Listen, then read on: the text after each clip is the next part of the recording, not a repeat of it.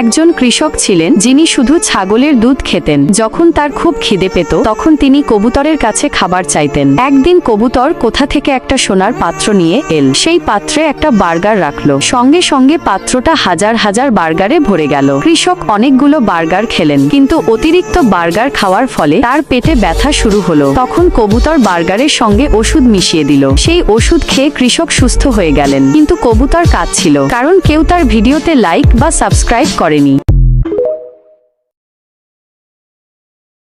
যে ফ্যামিলিতে ভাই ভাই মিল থাকে সেই ফ্যামিলি ধ্বংস করার ক্ষমতা কারণ নেই, এবং সেই ফ্যামিলিতে সম্মান টাকা পয়সার কখনো অভাব হয় না, কারণ ভাই ভাই মিল থাকে। যার নিজের মন খারাপ নিজেই ঠিক করতে হয়, তার মতো একা এই পৃথিবীতে আর কেউ নেই। ঘরের ভিতর তুমি যত ইচ্ছা কাঁদো, কিন্তু দরজা সবসময় হাসি মুখেই খোলো, কারণ কেউ যদি দেখে ফেলে তুমি কেঁদেছো বা কাঁদছো, তাহলে মানুষ তোমাকে আরও বেশি ভেঙে দিয়ে যাবে। নিজেকে ভালো রাখার সবচেয়ে ভালো উপায় হচ্ছে কি জানেন?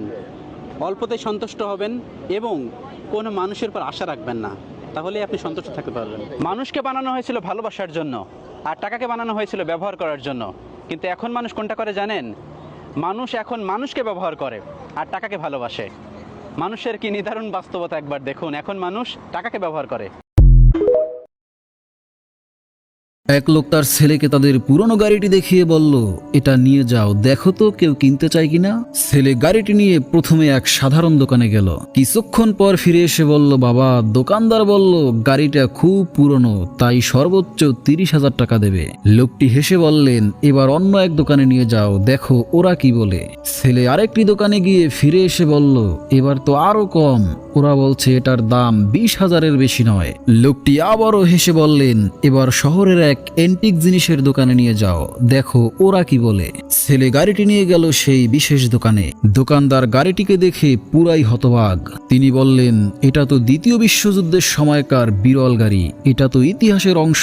তারপরে তিনি উচ্ছ্বসিত কণ্ঠে বললেন, আমি এটাকে 30 লক্ষ টাকায় কিনতে চাই। ছেলেটি বিস্ময়ে অভিভূত হয়ে বাবার কাছে ফিরে এলো এবং সব খুলে বলল।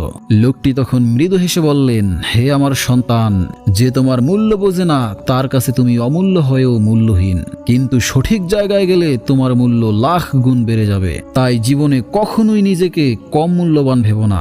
ভুল জায়গায় গেলে তোমার দাম কমে যাবে, কিন্তু সঠিক মানুষদের কাছে তোমার সত্যিকারের মূল্য বোঝা যাবে।